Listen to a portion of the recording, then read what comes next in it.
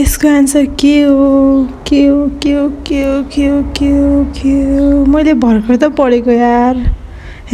पढ्दिनँ म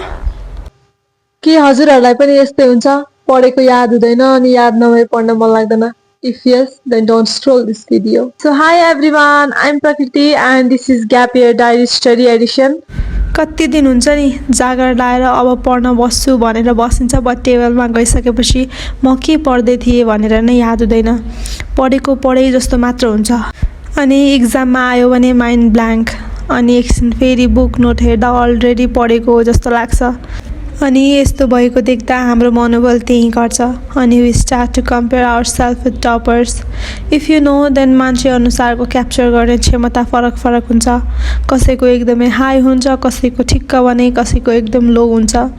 So don't worry, in this video I am going to tell to you different method of study which actually works. Methods of study effectively: reading method, active recall method, blurting method, mind mapping method, space repetition method, teach someone method, self-talk method, visualization method, mixed method. अनि म हजुरहरूलाई हरेक भिडियोमा एउटा मेथडको बारेमा detailed भन्नेछु अनि म आफू पनि ट्राई गर्नेछु र सँगसँगै हजुरहरूलाई पनि सिकाउनेछु सबैभन्दा बढी कुन मेथड इफेक्टिभ हुन जान्छ अर्को भिडियोमा भन्नेछु thanks for the watching bye by